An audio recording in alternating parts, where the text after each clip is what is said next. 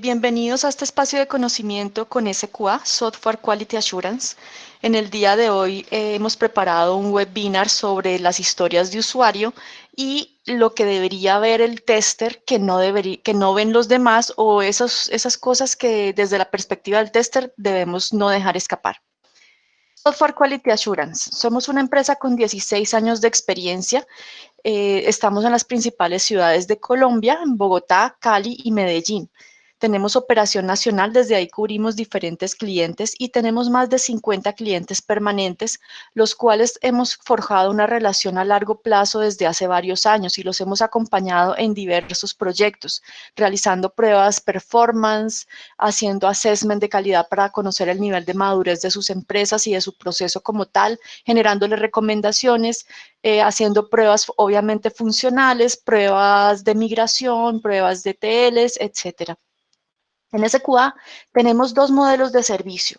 Uno que es staffing, que básicamente es body shopping, en el cual cuando ustedes requieran un apoyo adicional porque las manos que tienen internamente ya no les dan abasto, pueden contratar nuestros servicios y nosotros colocaremos personal idóneo que administra el cliente para lograr sus objetivos. Y el segundo modelo de servicio es el modelo de fábrica. Este modelo de fábrica ya es administrado y gestionado por SQA, en el cual tenemos establecido un gobierno estándar que igualmente pues adecuamos a las necesidades de nuestro cliente. Contamos y realizamos la visión de cada prueba, establecemos los perfiles que son necesarios, la metodología, herramientas, indicadores, estrategias de QA y generamos una carta de certificación de cada prueba que atendemos. El seguimiento en QA y producción también lo realizamos a través de nuestros temas de garantía y hay un gerente de servicio encargado de prestar todo este servicio. El día de hoy nos acompaña Magnolia Torres. Magnolia, muy buenos días. Buenos días a todos.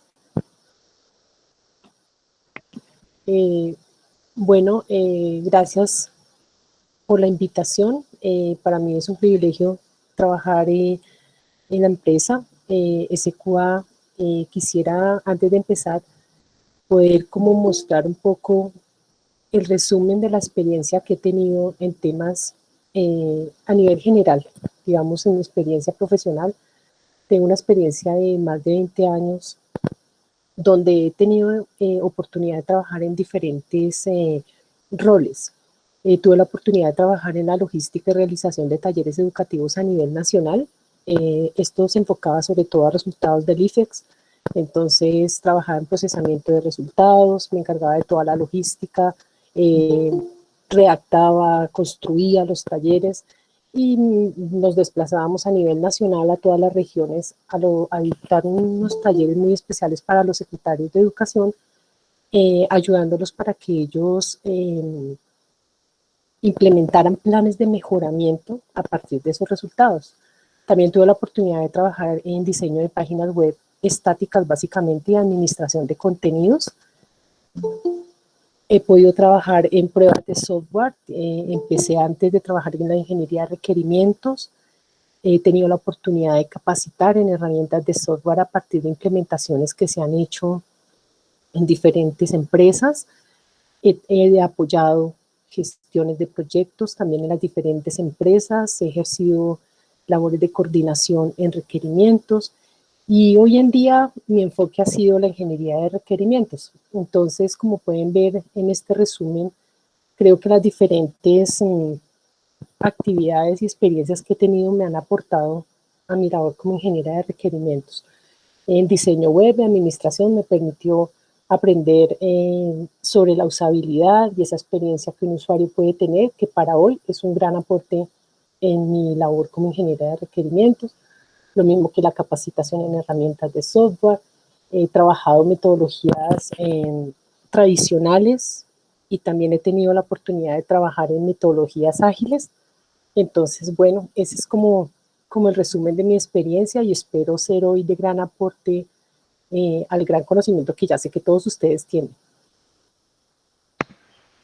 Gracias, Magnolia. En el día de hoy Nuestro webinar es Historias de usuario desde la perspectiva del tester. Primero, Magnolia nos va a hablar un poco de la ingeniería de requerimientos y hacer un comparativo, bueno, ¿cuál es la diferencia o lo distinto entre un requerimiento y una historia de usuario? Y de ahí viene el QI del asunto, que son los criterios de aceptación, que es lo principal con lo que va a trabajar el tester, qué debemos verificarles y al final vamos a hacer una pequeña conclusión o autoanálisis de cómo agrega entonces valor el tester en las historias de usuario y en la metodología ágil. Sin más preámbulos, demos comienzo a nuestro webinar. Bueno, digamos que teniendo en cuenta que este webinar no está tan enfocado a dar una cátedra sobre conceptos de requerimientos y conceptos que seguramente ustedes ya tienen relacionadas con las pruebas, pues sí quiero dar un breve resumen de algunos conceptos, pero quiero, como decía Sonia, enfocarlo un poco más como a la vida real, ¿no? Como a la aplicación de estos conceptos en el mundo que hoy en día estamos trabajando. Entonces, digamos que para mí, ¿qué es la ingeniería de requerimientos? Digamos que básicamente es lo que nos permite definir con la mejor calidad esas características de un sistema de software para satisfacer una necesidad de un negocio. Digamos que el beneficio prácticamente de la ingeniería de requisitos es precisamente gestionar esas necesidades que tienen los usuarios para poderlo identificar y mostrar de una manera muy estructurada para que se pueda tener un desarrollo completo.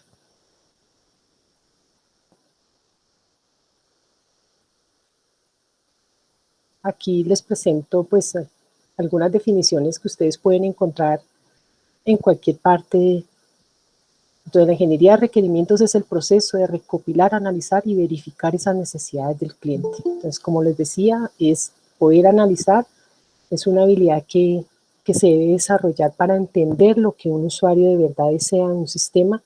Muchas veces los usuarios no tienen claro lo que necesitan.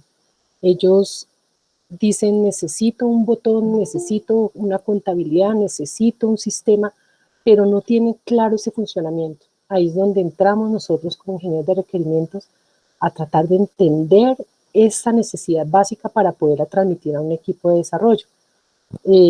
La meta básicamente que tiene la ingeniería de requerimientos es esa, es poder entregar esas especificaciones completas de requisitos, que esté completa y que esté, que sea correcta para que la puedan entender.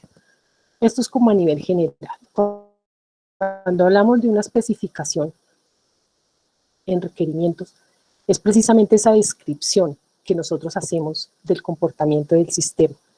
Es como hablar de la documentación que vamos a entregar, que esa especificación es ese detalle que nosotros vamos a entregar para que se pueda hacer el desarrollo que requerimos. Cuando hablamos de esa documentación, digamos que se encuentra, hay varias maneras de representar las características de un sistema en la fábrica de software. Una es a través de los requisitos del sistema. Estos requisitos son escritos desde la perspectiva del sistema. Es decir, es la necesidad que se documenta como una forma, como establecer lo que el sistema, lo que se espera que el sistema haga, pero no se establece el cómo debe hacerlo. Es decir, yo puedo decir, necesito que el sistema me permita o me lleve una información del sistema A al sistema B. No entro a detallar cómo debe hacerlo, a través de un servicio web, a través de una transmisión, de un FTP, eso ya es labor del área de desarrollo. Lo importante es que en el requisito del sistema sea tan claro que ellos puedan entender lo que de verdad se requiere. Cuando hablamos de casos de uso, es un tipo de documentación más completa y más detallada, donde uno define prácticamente como la secuencia de acciones entre el comportamiento del sistema y lo que un actor espera. Entonces, es una documentación que va al detalle, por ejemplo, no sé, el sistema debe mostrar un botón que se llame ingresar.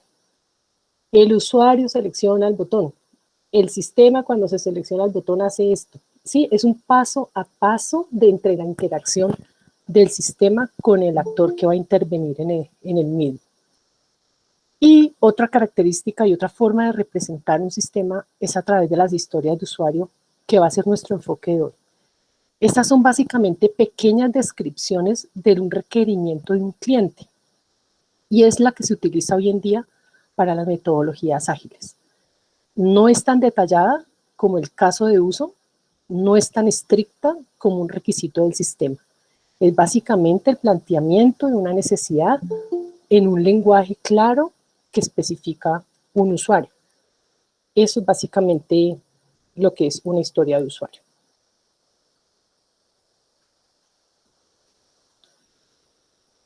Vemos algunas diferencias entre lo que es un requerimiento y una historia de usuario. Lo traemos aquí porque es fácil confundir estos dos términos. Como les decía, un requerimiento está enfocado a lo que se requiere que haga el sistema. Establece qué debe hacer ese sistema, pero no cómo funciona. Entonces, estas son como algunas características que debe tener los requerimientos. Primero, que sean completos.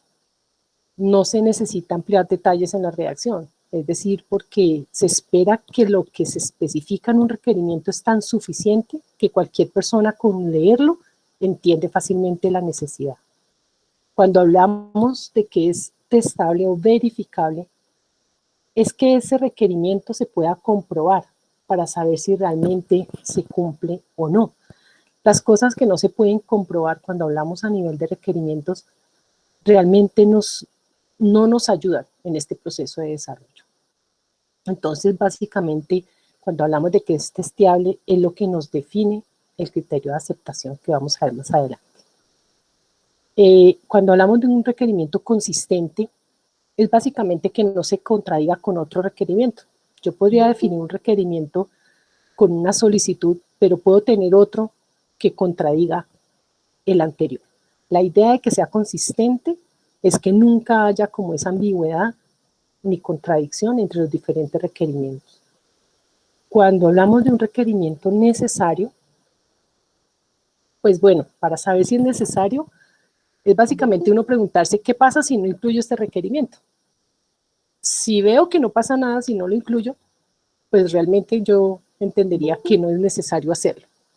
Pero cuando yo digo que si no lo hago, puedo afectar esto en el sistema o me va a quedar incompleta esta documentación, es una manera muy fácil de uno determinar que sí es necesario ese requerimiento. Bueno, otra característica es que no sea ambiguo. Esto va más enfocado como al tema de interpretación del requerimiento. Yo puedo hacer un requerimiento que para mí es claro, pero cuando llega a desarrollo ellos no lo entienden o lo entienden de otra manera, y cuando llega al área de pruebas es entendido de otra manera. Eso es lo que se conoce como ambiguo, que permite tener varias interpretaciones. La idea de un requerimiento bien especificado es que independiente de la persona que lo lea, siempre entienda lo mismo, es lo que se espera. Cuando hablamos de que sea factible, es pensar en que de verdad se puede hacer ese requerimiento, se puede llevar a cabo con el presupuesto con el que contamos y el tiempo en el que se espera. Si vemos que un requerimiento no se va a alcanzar a hacer en ese tiempo, no contamos con los recursos para hacerlo, es mejor replantearlo de otra manera y limitarle como el alcance para poder darlo como un requerimiento factible. Cuando hablamos de un requerimiento trazable, digamos que cuando hablamos de una traza, es como tener la manera siempre de rastrear en todo el proceso de desarrollo ese requerimiento.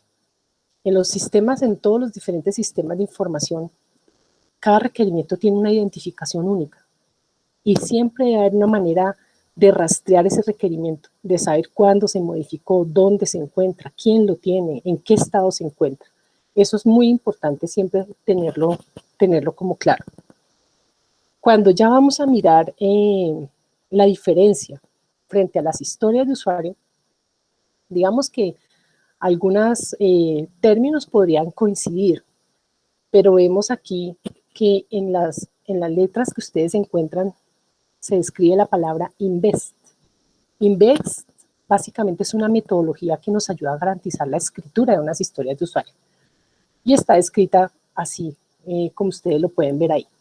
Y lo que hace es que busca garantizar que las historias de usuario ofrecen un valor al negocio, aunque se desarrollen en otra iteración, pero digamos que al aplicar esta metodología vamos a garantizar que realmente la historia de usuario va a tener calidad. Cuando hablamos de que es independiente una historia de usuario, hablamos de que la historia de usuario se debe explicar sola, que no va a depender de otra historia de usuario y que se puede implementar en cualquier orden. Digamos que generalmente cuando uno habla, por ejemplo, de casos de uso, unos casos de uso para desarrollarse dependen de otros o incluyen otros. Una historia de usuario es básicamente una descripción que no va a depender si se hacen otras historias de usuario, si se desarrollan o no se desarrollan. Yo tengo mi historia de usuario donde me dice, necesito agregar empleados, una funcionalidad que me permita adicionar empleados en mi empresa. Yo no necesitaría tener en mi historia de usuario otras historias de usuario adicionales. Esta solita se podría desarrollar o no desarrollar dentro de un paquete de historias de usuario. Esa es como la cualidad de las historias de usuario, que sean independientes. Cuando hablamos de que sean negociables, digamos que hablábamos de que la historia de usuarios se usa para una metodología ágil. Desde el comienzo, lo ideal en una metodología ágil es que se trabaje en un grupo multidisciplinar, es decir, que esté el profesional de pruebas, un profesional de requerimientos, uno de desarrollo, el product owner.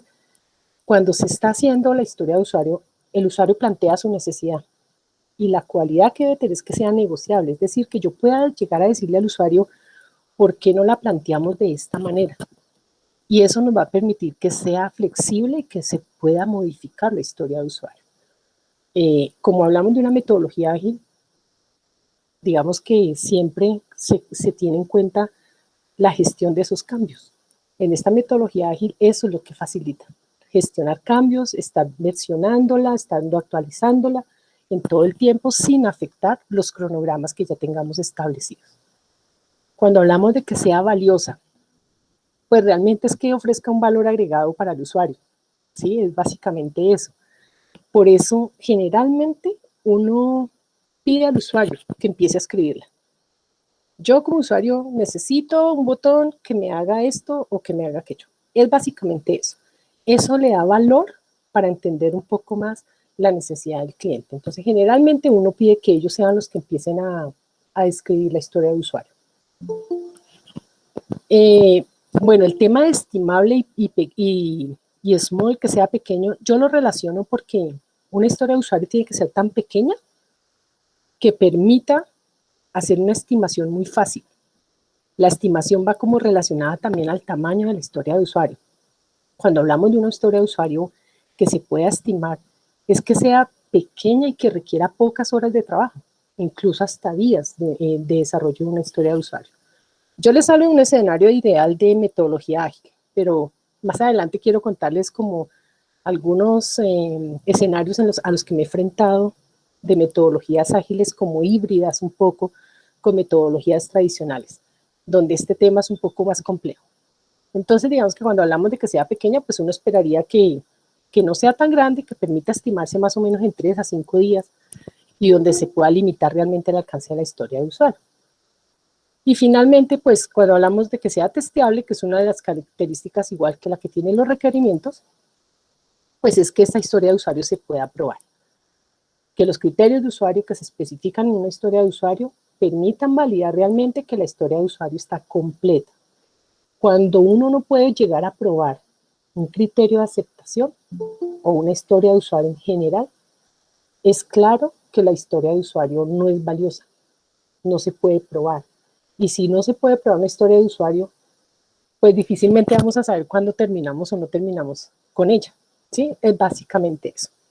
Digamos que les voy a contar una anécdota donde yo trabajaba alguna vez, yo empecé trabajando en pruebas. Y mi gran amiga era ingeniera de requerimientos. Entonces, en ese entonces, pues nosotros teníamos la posibilidad de generar bugs, no solamente a desarrollo, sino a la documentación que nos entregaba. Yo generaba demasiados bugs a la documentación, demasiados. Después hubo una oportunidad de trabajar como ingeniera de requerimientos, que fue cuando me presenté y ya hice un cambio. Mi amiga me explicaba y me dio algunas explicaciones para el cargo, pero hoy en día yo pienso, yo creo que ella lo hizo más porque le convenía más tenerme como un par de requerimientos que como tester. Hoy en día lo veo así, porque realmente yo reportaba demasiadas incidencias a la documentación, pero saben que eso me ayudó primero a entender la importancia de la documentación de calidad, porque ya estando en pruebas uno también se da cuenta de este tipo de errores, cuando las historias de usuario son ambiguas, cuando no son claras, cuando están mal definidas. Pero también trabajando en la parte de pruebas entendí la importancia del trabajo del tester en esta actividad de desarrollo de software. Realmente yo creo que esa experiencia me permitió ver como las dos caras en esta labor.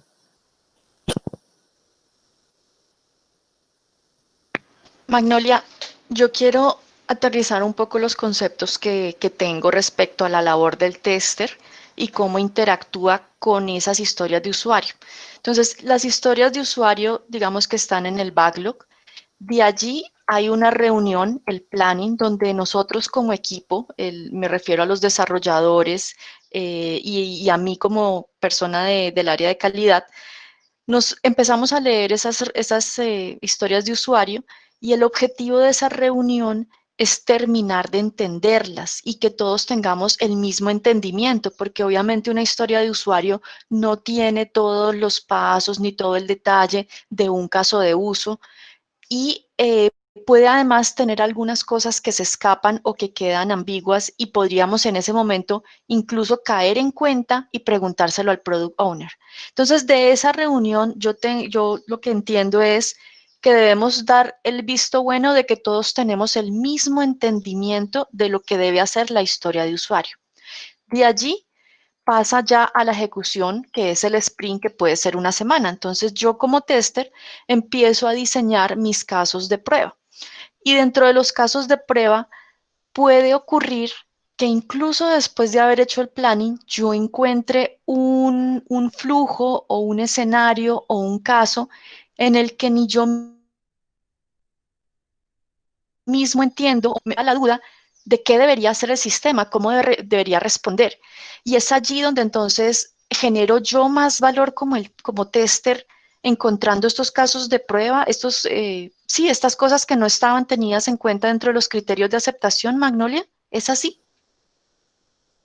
Digamos que sí, la metodología como tú la planteas es clara, ¿sí? Hay un tema de planeación que es lo que nos va a llevar a tener un backlog. Es importante tener en cuenta que esa planeación de ese backlog, cuando uno habla de historia de usuario, cuando uno habla de sprints muy pequeños, debería ser más o menos entre 6 a 10 historias de usuario para poder hacer entregables claros, ¿sí? Entonces, claro, esto va acompañado de un análisis de los criterios de aceptación, de la documentación de la historia de usuario, perdón, y tiene que ser clara para todo el equipo de desarrollo, que sea clara para el usuario, que él sepa lo que se le va a entregar como producto, que sea claro para el desarrollador, que sea claro para pruebas, porque esto, digamos, cuando uno habla de una metodología ágil, habla de un trabajo colaborativo, ¿sí? No es como la tradicional, donde hasta que el usuario no me diga, no documento requerimientos ni documento historias de usuario. Hasta que no se hayan documentado, no se hace una entrega a desarrollo. Hasta que no se les socialicen las historias, ellos no van a empezar a hacer una estimación. Hasta que ellos tengan sus historias y hagan estimación y las desarrollen, no se le va a entregar a pruebas. Eso es básicamente digamos, una metodología tradicional, va en cascada, como que cada fase depende de una anterior.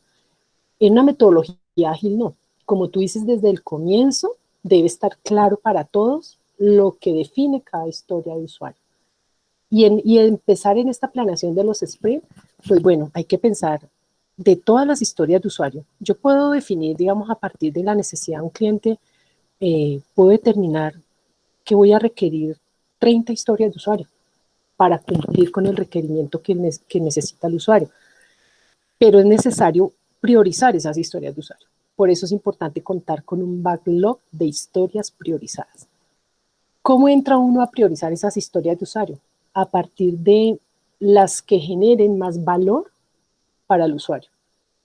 De las 30 en este momento, ¿qué es lo más urgente que el usuario necesitaría? De pronto una ventana donde él pueda registrar algunos datos y esa ventana no va a depender de que se desarrollen otras historias. Él con eso ya puede trabajar, ya se le puede dar un valor agregado donde él pueda empezar a adelantar y en la medida que el usuario va viendo entregables y va viendo un valor y se le va entregando, eso también nos facilita a nosotros el trabajo porque nos permite hacer planeaciones de los siguientes sprints. ¿Sí? Y básicamente. Entendido. Ok. Aquí hay algo que yo me encontré, Magnolia, y yo creo que complementando un poco lo que estábamos hablando anteriormente, y es la importancia que todos debemos tener en mente de los refinamientos. Resulta que si yo estoy en el sprint 7, yo en ese momento estoy trabajando en unas historias de usuario, pero el product owner ya ha empezado a hacer refinamiento de las historias de usuario del siguiente sprint, del 8. Y yo puedo también empezar a mirar como tester para ayudarle a ese product owner en las cosas que veo que como que están quedando ambiguas, porque a veces los product owner ni siquiera tienen la respuesta. Les toca a sí mismo ir al interior de negocio con otro analista de negocio para saber cómo debería comportarse o qué debería suceder. Recuerden que algunas veces los proyectos en metodología ágil es de hecho el cambio de un proceso. No solamente se cambia la tecnología o la interfaz, sino también que se está rediseñando un proceso. Si se esperara hasta el sprint 8, al siguiente, para hacer esos refinamientos, perderíamos tiempo. Entonces, es importante estos refinamientos, pararles bolas en el sprint en el que estoy en este instante, porque nos puede llegar a ahorrar mucho tiempo en el siguiente sprint. Sí, de acuerdo. De acuerdo, Magnolia, digamos, dime. sí, cuéntanos un poquito sobre la estructura de las historias de usuario, porque yo he visto que escriben, o sea, al principio, hace 10 años que salió Scrum y estaba de moda y estaban dando los primeros pinitos, nos decían, yo escuchaba a alguien decir, no, es que en metodología ágil la documentación es liviana, o sea, aquí no se hace documentación. Y entonces yo he visto evolucionar esas historias de usuario a ser muy amplias hasta a ser ya muy detalladas. Entonces yo quiero que tú nos cuentes en tu experiencia qué es lo que crees que debería ser la estructura correcta de una historia de usuario. Sí, claro que sí. Me voy a devolver un poquito a lo que tú comentaste en la diapositiva anterior. Tranquila. Ah, bueno, ok. Digamos que esa es una de las bondades de la metodología ágil, precisamente porque permite hacer refinamientos en el camino, lo que no permitía una metodología tradicional. Una vez se definía un requerimiento, si se encontraba que faltó algo, que se nos olvidó algo en el camino, ya teníamos que esperar a que terminara para volver a generar casi que un control de cambio y volver a empezar el proceso. Entonces, en la metodología ágil, precisamente esta es una bondad que nos ofrece, poder estar afinando en el momento y estar determinando nuestros sprints. Digamos que acá, este tema de refinamiento, esta frase que tú tienes al final, por cada minuto que gastes escribiendo y discutiendo una historia de usuario, te ahorras 3 de corrección de bugs y clientes enfadados.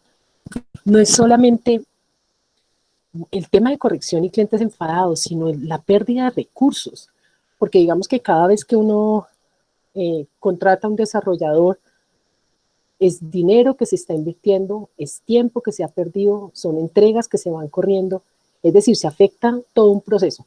Por eso, digamos, así rápidamente, alguna vez me pasó que se hizo un requerimiento en una metodología tradicional, ya llega el momento de ir a capacitar en alguna ciudad sobre una funcionalidad que se iba a implementar.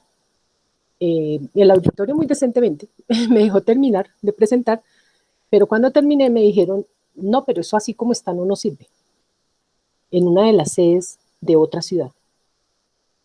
pues me tocó, digamos, prácticamente decirle a la persona, espérame al final 10 minutos y volver a hacer el levantamiento de información. ¿Qué pasó con esto? Se perdió todo un trabajo que se había hecho desde el comienzo, independientemente de donde haya estado la falla, en requerimientos, en desarrollo, en pruebas, fue un tiempo y unos recursos que se perdieron por no haber podido trabajar este tema de refinamientos que nos ofrece la metodología ágil. Eso es todo. Qué pena haberte hecho de volver. No, pero la anécdota es interesante. Sí, sí, digamos que este webinar, digamos, vamos a ver como un mundo ideal, ¿no? De cómo debe ser o cómo debería uno esperar que se trabaje una metodología ágil. Pero cuando uno se enfrenta a una realidad, pues realmente muchas veces las cosas no se dan de esta manera. Entonces, cuando miramos, bueno, vamos a mirar un poco la estructura de una historia de usuario. Como les decía, es algo que va al lenguaje de un usuario. Él no va a ir a explicar nada técnico porque él no lo sabe, él simplemente dice qué necesita. La estructura siempre tiene un cómo, deseo y para qué. El cómo define básicamente el rol de la persona, quién se va a beneficiar con el desarrollo de esta historia de usuario. Es esa persona, ese usuario que va a trabajar directamente con ese desarrollo que le vamos a entregar. El deseo es ese requiero. ¿Qué requiero? ¿Qué es lo que requiere el usuario? Es ese evento, es ese comportamiento, es el deseo que él tiene con este desarrollo. ¿Y para qué lo quiere? Prácticamente se describe el beneficio que se le va a ofrecer. Es ese valor agregado que él necesita para el desarrollo de sus funciones. Entonces, digamos que esto define estas tres características de su estructura, el cómo, requiero y el para, nos define básicamente el objetivo de la historia de usuario. Esto es súper importante porque desde aquí un tester ya identifica lo que espera encontrar al interior de la historia de usuario, lo que esperaría comprobar a partir de los criterios de aceptación. Entonces, desde aquí ya uno identifica para dónde va.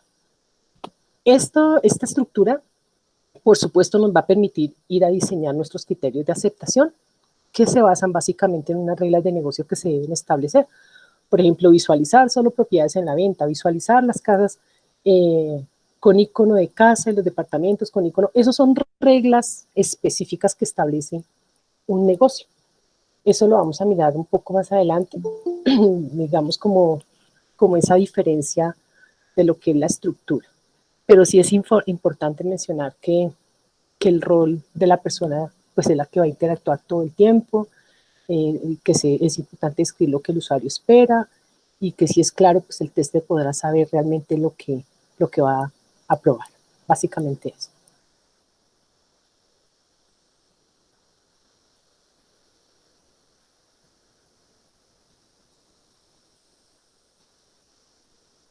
Bueno, los criterios de aceptación hacen parte, es el eje de la historia de usuario y nacen a partir precisamente de la necesidad que acabamos de ver anteriormente.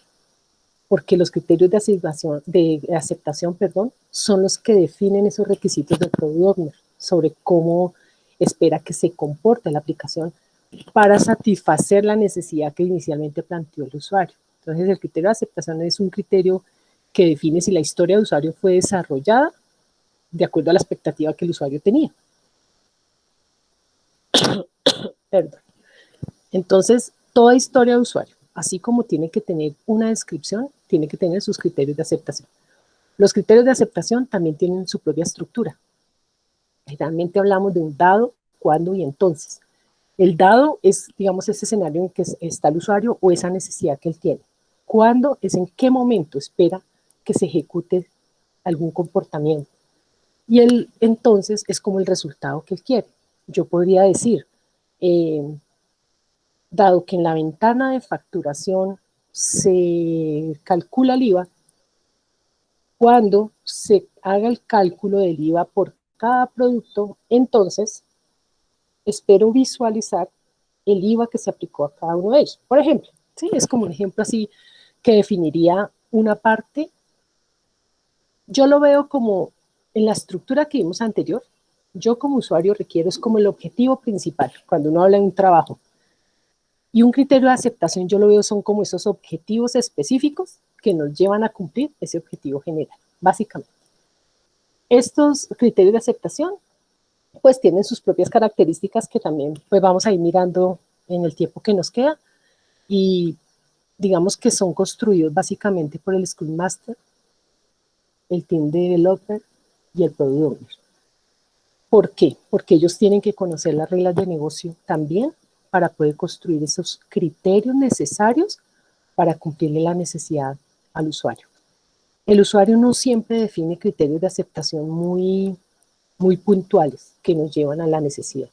Por eso es importante que estos roles estén siempre involucrados.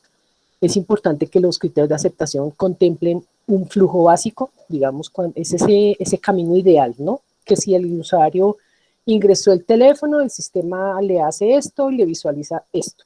Eso es un flujo ideal. Pero resulta que se pueden presentar diferentes cosas en el camino. Que si ingresó el teléfono y de pronto ingresó fue letras. ¿Qué pasa si el usuario ingresa letras y no números? Entonces, eso es una habilidad del tester, empezar a identificar en el camino ese tipo de flujos que son los que básicamente deben estar en los criterios de aceptación. Los criterios, como les decía, deben ser específicos, deben ser medibles, alcanzables, relevantes, limitados. Es decir, yo no puedo pedir algo que salga de lo que realmente se está esperando. Siempre tiene que haber un límite en el tiempo de lo que uno quiere. Y algo muy importante es que se debe contemplar la experiencia de usuario. O sea, hay que tener en cuenta que la experiencia de usuario es importante, aunque eso también se puede contemplar en unos requisitos no funcionales de calidad que nos van a ayudar también como a tener claro este tipo de aspectos como la usabilidad.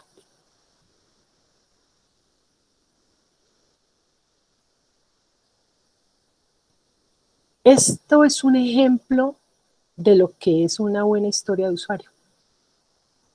Digamos que cuando acá miramos un buen ejemplo de una historia de usuario, se da como en 3 pasos. El primero es la definición y la descripción general, como les decía, del cómo quiero y para qué lo quiero.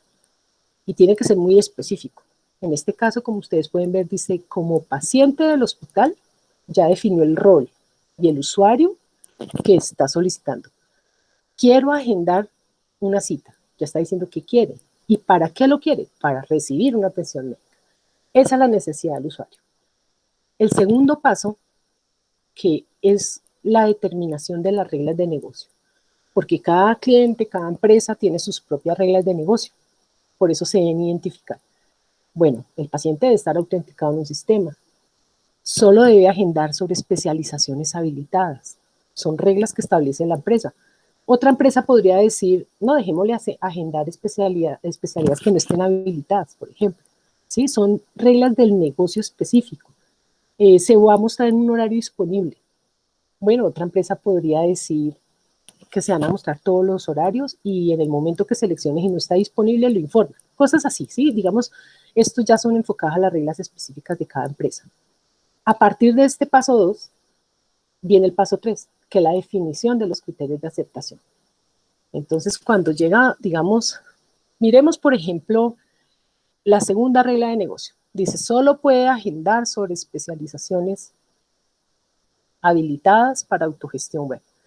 Un criterio de aceptación que me permita verificar eso podría ser, dado que se requiere agendar una cita médica, cuando se autentique en la página, entonces debe mostrar las citas disponibles. Si ven, cuando esto llegue, el tester va a verificar este criterio de aceptación y va a ver que con este criterio de aceptación está satisfaciendo la necesidad del cliente plasmada en el punto 1, pero también está basándose en la regla que el negocio le está estableciendo. No está saliendo de lo que el negocio espera.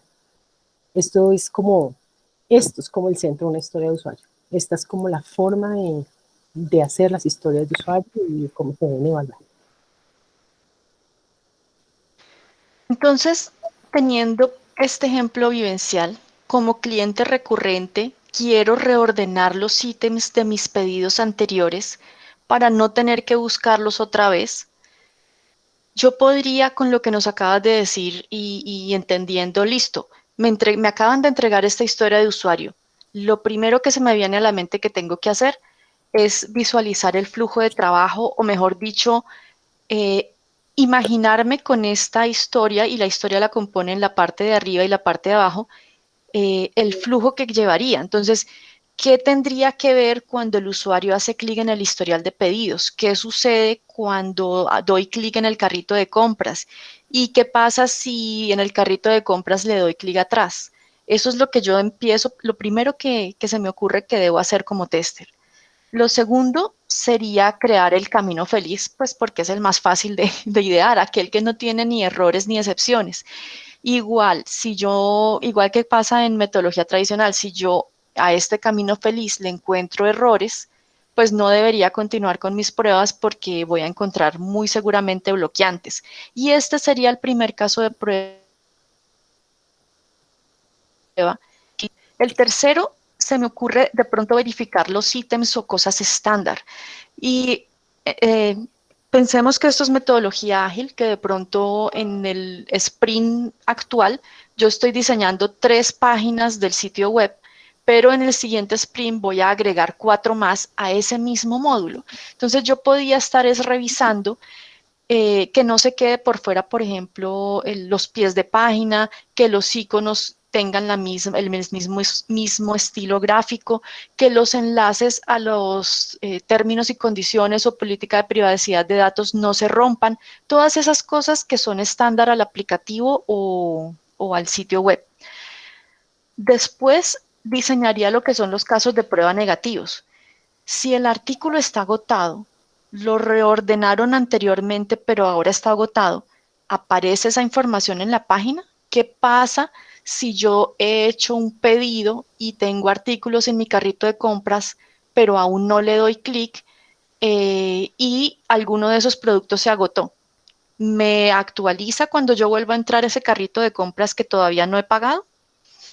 Y si se produce un error en el sistema, ¿qué errores me muestran todo el sitio? Entonces debería crear un caso de prueba para verificar cómo cada error se está mostrando en el sistema. Por último, se me ocurre revisar los límites. Y en límites me refiero a, ok, ¿cuántos artículos del historial de pedidos se deben mostrar? Porque en este criterio de aceptación, estos criterios, perdón, de esta historia, nadie me dice cuántos, por ejemplo, cuántos son los artículos que se deben paginar, de a 10, de a 20, 50.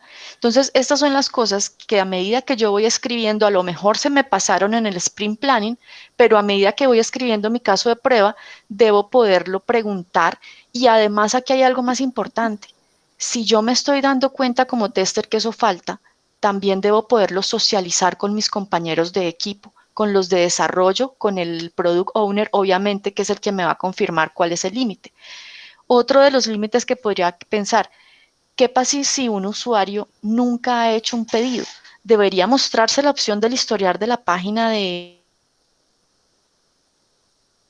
compras? Si no va a mostrar nada, entonces, ¿qué texto debería mostrarse cuando yo le dé clic a ese botón? Eso tampoco me lo está diciendo en este momento los criterios de aceptación. El propósito de los criterios de aceptación es no identificar errores. Y uno vuelve y lee. Es no identificar errores. Claro, porque los criterios de aceptación, mira que esta historia de usuario y sus criterios son compartidos también con los chicos de desarrollo. Entonces, cuando desarrollo los lea, desarrollo sabe cómo debe reaccionar el sistema y qué debe hacer el sistema. Por ende, por aquí también podrían hacer sus pruebas unitarias, cosa que cuando llegue a mis manos como tester, yo no debería identificar errores, aunque sabemos que la realidad es diferente. Aquí me surge una duda, Magnolia, que necesito tu ayuda. ¿Existe un número máximo o mínimo de criterios de aceptación por historia? Porque yo he visto historias que tienen, no sé, 25 criterios de aceptación, otras que tienen, como lo vimos anteriormente, 3. Entonces, ¿cuál debería ser el indicador cuando una historia debe ser dividida o no? Sí, digamos que cuando veíamos las características de una historia de usuario, veíamos que una de ellas era que fuera pequeña y que fuera estimable, ¿sí? Partiendo de esa característica, vemos que una historia de usuario debe tener entre 4 y 8 criterios de aceptación máximo, pensando en que es una historia pequeña, pensando en un modelo ideal de cómo se trabaja una metodología. Pero como les cuento, yo me he enfrentado a hacer historias de usuario que son prácticamente casos de uso y se manejan como historias de usuario. Y he llegado a documentar casi hasta 20 criterios de aceptación, porque así lo requiere un usuario, ¿sí? Pero el ideal es que la historia sea tan pequeña que solamente tenga entre 4 y 8. Ahora, cuando hablamos de dividirla, digamos... Entendido. Sí, mira, y cuando uno habla de dividir, básicamente no es dividir por la cantidad de criterios, ¿sí? Es decir, si tengo 20 criterios, entonces divido en 2 historias, una que me haga los primeros 10 y otra que me haga los segundos 10. No es correcto dividirla. Para tener claro cómo se vive una historia es básicamente pensar en la funcionalidad que se le va a ofrecer al usuario. Que cuando se le entregue ese valor agregado, esa historia de usuario cumple realmente con lo que le está pidiendo. Si entramos a dividirla, es posible que una quede dependiendo de la otra. Por eso es necesario como analizar exactamente lo que se está planteando en la historia de usuario. Yo podría decir, necesito una funcionalidad para crear un producto, pero en esa funcionalidad yo incluyo, pero que me permita adicionar nuevos productos, que me permita eliminar otros, que me permita activar e inactivar algunos. Todo eso podría ser parte de una misma historia de usuario. Cuando uno lleva a partirla, se puede llegar a perder el contexto de la historia de usuario. Pero en el mundo real, mira, me he encontrado con desarrolladores que piden una historia de usuario dividirla en 10 historias, porque en términos de métrica, en cuanto a sus indicadores, le favorece más tener mayor cantidad de historias de usuario desarrolladas. Pero he tenido desarrolladores donde tienen 10 historias y me piden unirla en una. Entonces es importante no salir del enfoque de las características de la historia, nunca perder el enfoque de lo que el usuario plantea desde el comienzo y tratar de manejar un tamaño ideal de la historia de usuario.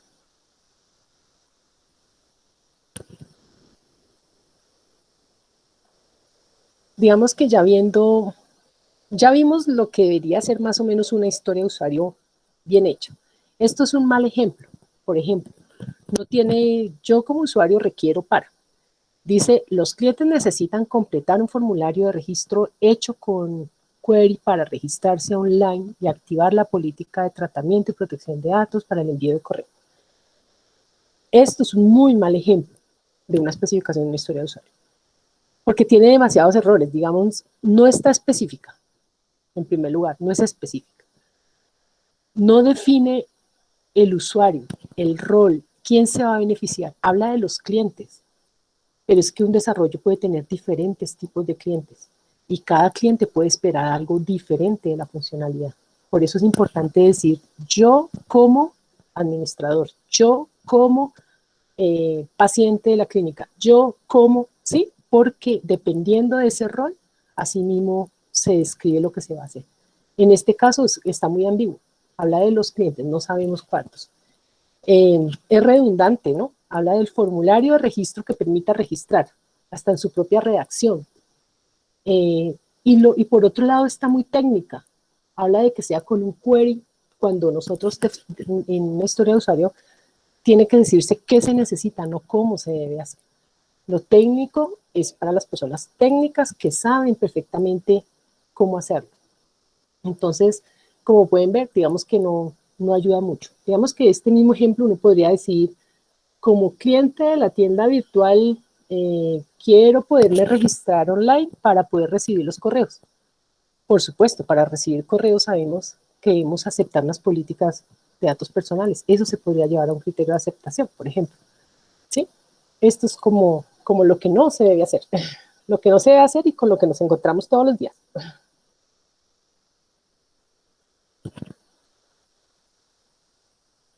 Bueno, digamos que vimos anteriormente como lo importante de la historia de usuario, que es la descripción, las reglas de negocio y los criterios de aceptación.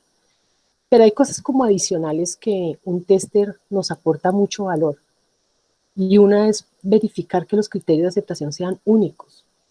es decir, que no se repitan, ¿sí? Eh, no pueden estar dos veces, generalmente uno identifica un criterio de aceptación con una pequeña descripción, entonces lo ideal es que siempre sean únicos, que cumplan con lo descrito por el usuario.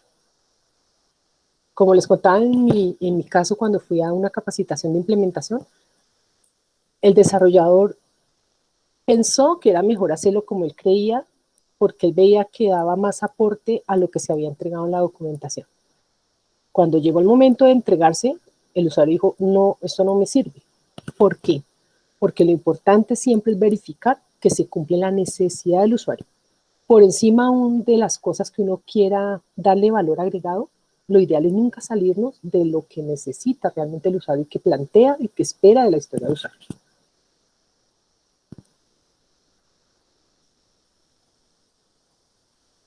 El prototipo, digamos que generalmente el prototipo no es un objeto de reportar bugs, como hablábamos, ni los criterios de aceptación. Pero cuando el entregable para un negocio es una ventana, lo que están pidiendo, generalmente lo ideal es que en la documentación de la historia de usuario se muestre un prototipo. Y es importante que pruebas verifique que lo tenga, porque eso es lo que le va a ayudar realmente a veces a entender mejor el comportamiento de la funcionalidad. Es importante. O sea, generalmente, si el entregable es una ventana, es necesario que haya un prototipo. Si es una integración, por ejemplo, cuando hablamos de integración, hablamos de varios sistemas. Yo puedo decir, necesito que el sistema de ventas le reporte al sistema de inventarios cada producto que está vendiendo, por ejemplo. ¿Cómo debería estar esa integración en una historia de usuario? Un tester, ¿cómo probaría una integración? Debería validar, primero, qué pidió el usuario, pero mirar cómo debería ser ese flujo, qué datos de entrada se deben llevar a un sistema, qué se espera que ese otro sistema haga y qué datos de respuesta uno necesita. Es decir, si yo vendo un producto en una tienda en una ciudad, necesito que le reporte al inventario. Es decir, hay un sistema de ventas que necesita reportar inventarios. ¿Qué datos debería reportarle? El producto que se vendió, si tiene el ID, pues el ID, la fecha en que lo vendió, de pronto el valor en que lo vendió. Cuando él le transmita esos datos al otro sistema, que es el de inventarios, ¿qué haría el sistema de inventarios? Pues haría sus procesos internos de descarga del producto. ¿Y qué esperaría el sistema de ventas que le devuelva? Que cuando vaya a vender nuevamente un producto, el sistema le diga, ya se acabaron, están agotados. ¿Sí? Eso se llama como integraciones entre varios sistemas, cuando la comunicación viaja por debajo, pero es importante siempre contar con ese flujo de datos de entrada, datos de salida. Y lo otro, ¿cada cuánto debe ejecutarse?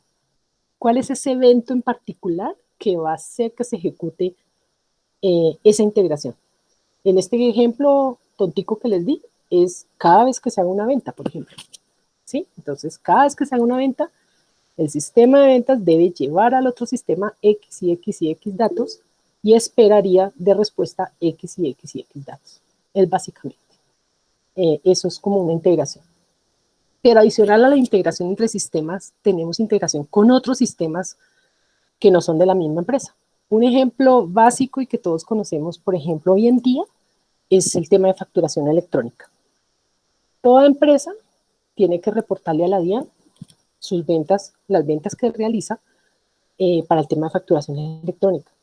Nosotros no necesitamos conocer el fondo de los sistemas de la DIAN, pero sí se debe requerir, además de estos flujos que mostramos en el punto anterior, son los documentos técnicos. Siempre un tester debe solicitar documentos técnicos cuando se enfrente a sistemas externos a la compañía con la que se trabaja, para poder determinar si realmente la integración se está haciendo correctamente. Entonces, fíjense que estas cosas no necesariamente están escritas en una historia de usuario, pero sí es importante que un tester tenga en cuenta cuando vaya a hacer sus pruebas.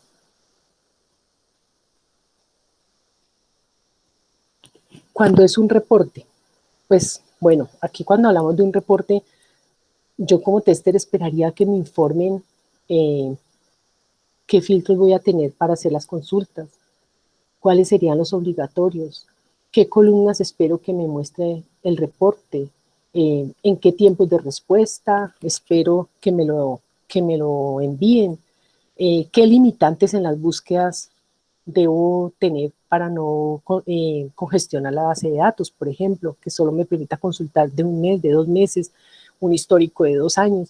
Eso es importante conocerlo. Y algo muy importante es validar que no existan reportes similares. Nunca en una historia de usuario se le va a decir a un tester, existen estos 10 reportes en la compañía.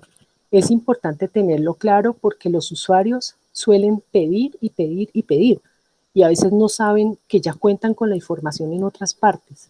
Entonces, cuando uno valida que hay reportes similares, uno puede llegar a concretar un reporte específico para esta historia de usuario y decirle, mira, estos datos se pueden obtener de este sitio, pero aquí vamos a mostrar este y este y este y este. Eso es básicamente.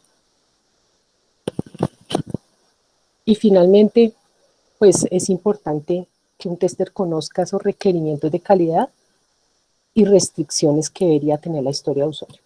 Cuando hablamos de requerimientos de calidad, pues hablamos de concurrencia, usabilidad, seguridad, porque yo puedo hacer mi prueba con un usuario. Yo como, digamos, como paciente, voy a solicitar una cita y necesito que el sistema me muestre las citas disponibles y que yo pueda seleccionar mi cita. Cuando yo hago mi prueba, seguramente me va a funcionar, pero resulta que el sistema va a estar para miles de usuarios, para que miles de usuarios ingresen al tiempo. Esos son esos requerimientos de calidad que es importante que un tester conozca para que puedan hacer pruebas efectivas de concurrencia, por ejemplo, de usabilidad, que permita que realmente sea una ventana entendible para los usuarios que están ingresando, que conozca las restricciones, es decir, no sé, se requiere que solamente lo puedan hacer a través de Chrome o solamente a través de Internet Explorer. Este tipo de requerimiento de calidad es importante siempre solicitarlas los testers si no se les entrega, pero es importante que las conozcan para que puedan hacer como una prueba más en tiempo real, en vida real de a lo que se va a enfrentar el sistema.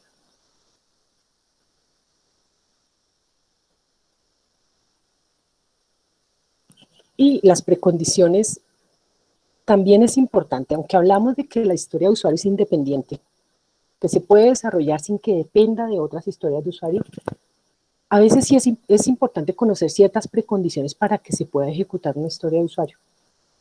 Por ejemplo, que el usuario tenga una cuenta registrada en el sistema. Si un usuario no tiene una cuenta, no va a poder entrar a esta ventana. Esos son precondiciones, lo que uno espera que exista. Ahora, por ejemplo, volvemos al mismo ejemplo, voy a mostrar citas disponibles. ¿Cuál sería la precondición para que pueda consultar? Pues que existan unas citas, que estén en alguna parte, que estén almacenadas, para que el sistema pueda entrar y jalarlas y visualizárselas, ¿sí? Esto es cuando uno habla de las precondiciones para ejecutarlas.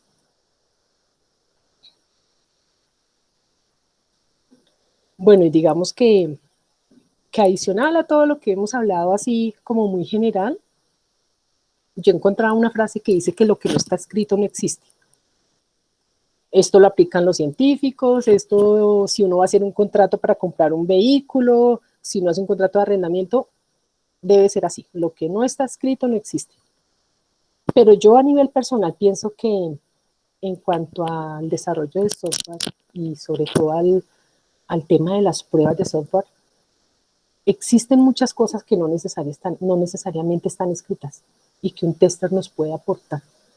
No necesariamente está la limitación a lo que diga una historia de usuario, sino que hay muchas cosas adicionales que no están escritas, pero que sí se pueden hacer.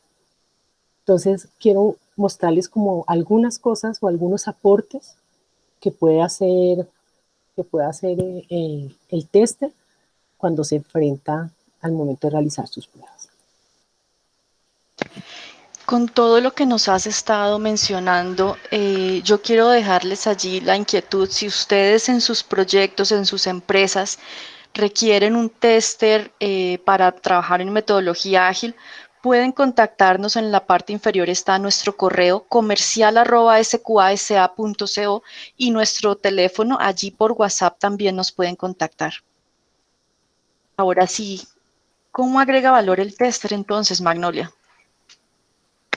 Pues yo digo que de muchas maneras, ¿sí? De muchas maneras, adicional a todo lo que ya hemos visto, hay algunas cosas que para mí son importantes y como les decía, como que en mi experiencia de pruebas cuando reportaba 1000 bugs, podía detectar cosas que yo podía como aportar que no necesariamente estaban en la documentación.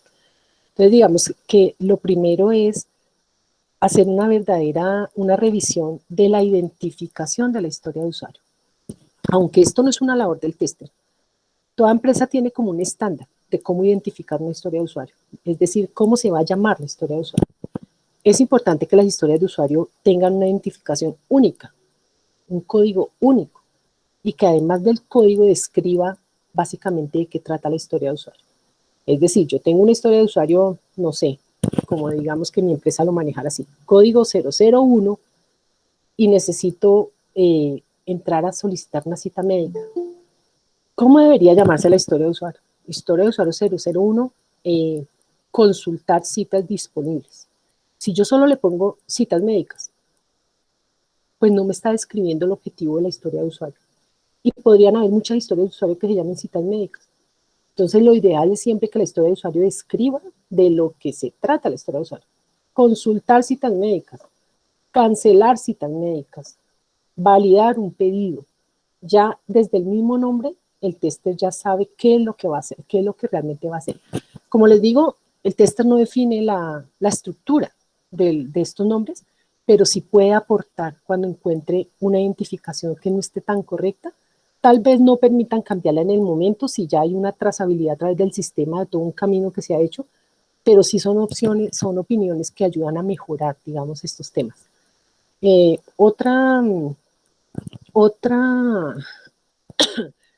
Otro aspecto que veo importante, bueno, este ya lo hemos venido hablando a través de toda la presentación, y es detectar todas esas combinaciones posibles.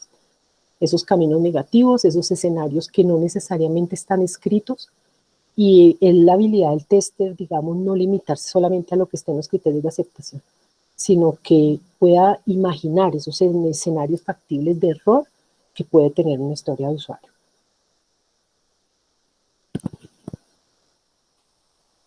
Identificar riesgos.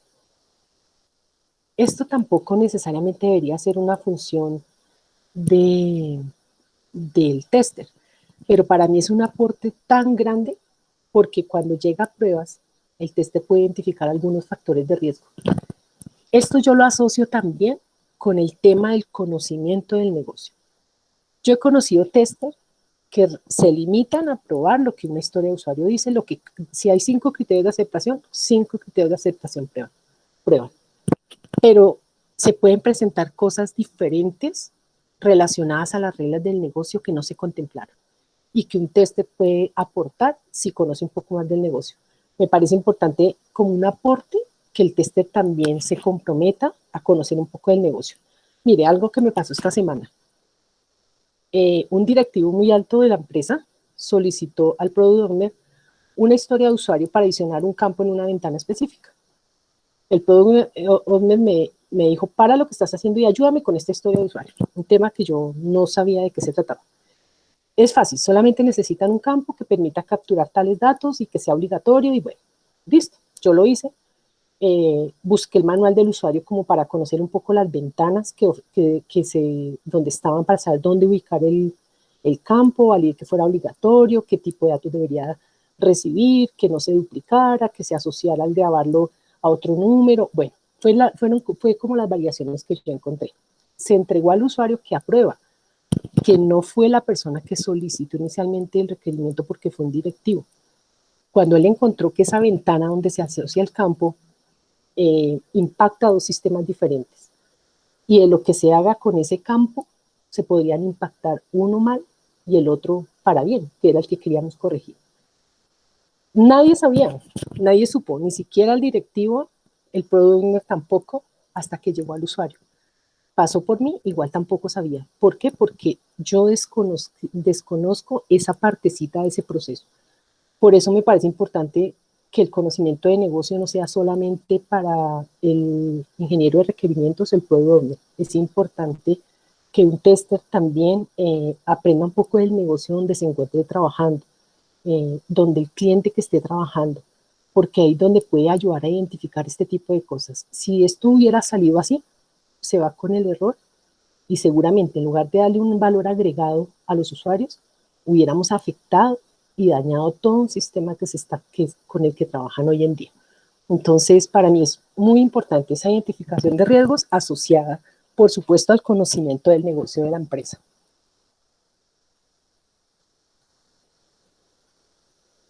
Sugerir mejoras. Digamos que puede que en el camino no se puedan sugerir algunas cosas y lleguemos a un acuerdo, a unos criterios de aceptación y con eso nos vayamos. Pero se pueden llegar a sugerir cosas para una segunda fase.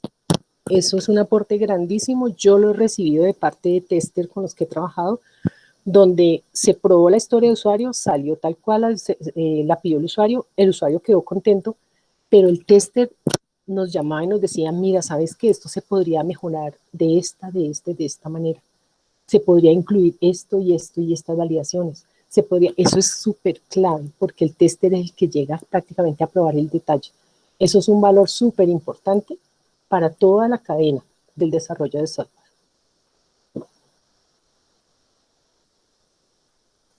Y por último,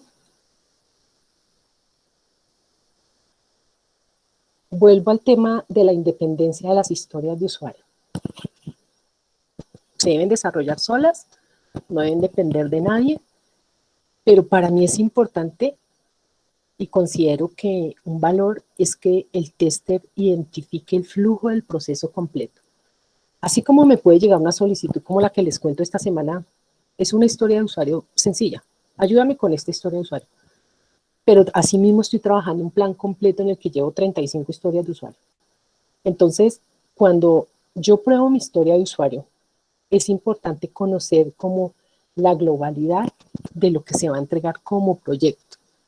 Por eso es importante conocer esos flujos del proceso. Les voy a mostrar un ejemplo. Digamos, cuando yo trabajo proyectos o planes de proceso, se acostumbra a entregar un flujo completo del proceso como tal. En este ejemplo que les muestro, es un ejemplo muy sencillo. Básicamente uno visualiza los sistemas que van a intervenir en todo el proyecto y dentro de cada sistema qué historias de usuario se van a desarrollar.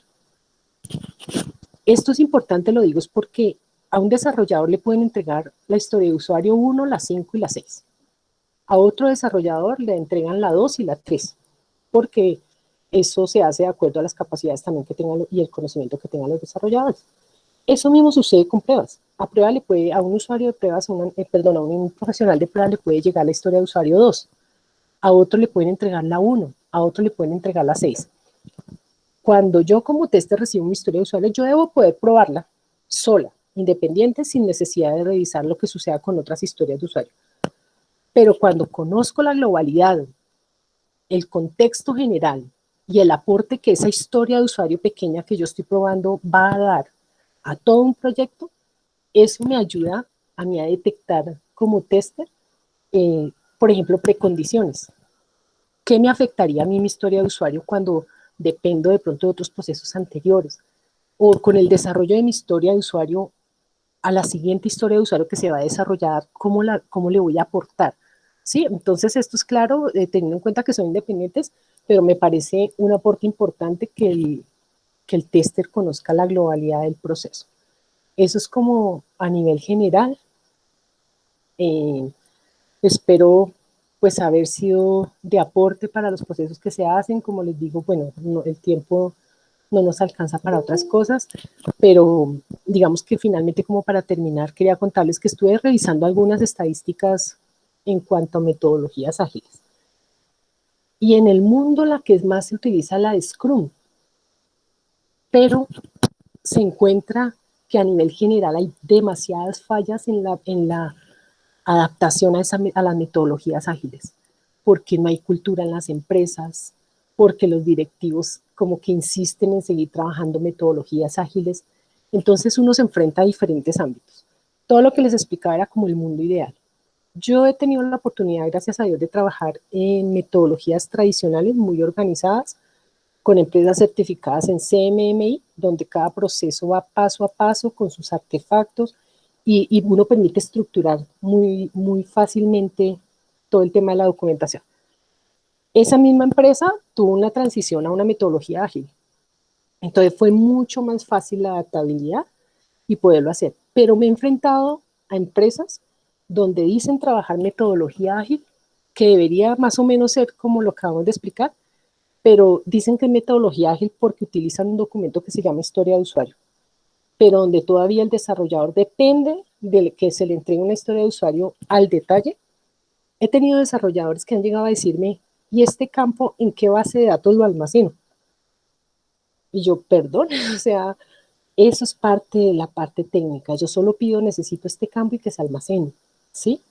Eh, entonces se enfrenta uno a una realidad totalmente diferente, diferente a lo que debería ser una metodología ágil, donde todavía no hay desarrollo, sino hay una socialización de cada historia de usuario, donde el tester no puede probar hasta que no terminan el desarrollo. Entonces le limitan sus aportes desde el comienzo, como debería ser una metodología ágil, donde el aporte del tester es supremamente importante. Entonces, cuando no se les deja intervenir desde el comienzo, pues por eso muchos testers terminan probando textualmente lo que dice la historia de usuario, sin dar un valor agregado. Pero, pues no sé, creo que independientemente de todas estas experiencias, lo mejor y lo que siempre hago es como tratar de aportar en la medida en que puedo, ayudar a mejorar esos procesos, por supuesto aceptando las culturas en las que ya se trabaja. Y bueno, eso es como todo, espero haya sido de aporte para ustedes. De hecho, yo sé que muchos de ustedes, por el contrario, podrían darme aportes y mejorar la presentación que yo acabo de dar, pero les agradezco mucho su tiempo. En este SQA queremos que el mundo funcione mejor a través del software. Magnolia hace parte de SQA en el cargo de coordinadora de requerimientos y de ahí la importancia de que nos haya acompañado el día de hoy, porque tiene ambas perspectivas, desde quien crea el requerimiento y también ha sido quien lo tiene que probar. Magnolia, muchas gracias por tu compañía. Los invito, dentro de 8 días vamos a tener un webinar sobre pruebas de migración. Migración de datos, aplicaciones de servidor, de sistema operativo, qué es lo que hay que tener en cuenta cuando tenemos ese tipo de pruebas o de proyectos. A la misma hora, a las 8:30 de la mañana, y estará a cargo de mi persona, Sonia Benavides. Muchas gracias por acompañarnos. No olviden, Alexandra nos va a dejar en el chat lo que es la encuesta de satisfacción. Le sirve a Magnolia, nos sirve a nosotros por estadísticas para que nos permitan seguir continuando con estos espacios, que vean que hay asistencia, que vean que hay retroalimentación. Si tienen algún proyecto en el que quieran que los apoyemos como tester o como analistas de requerimientos a través de nuestro servicio de staffing, Body Shopping, con mucho gusto, comercial@sqasa.co o a nuestro celular en Colombia, 301-460-7639. Que pasen un feliz viernes y cuídense mucho, pónganse tapabocas.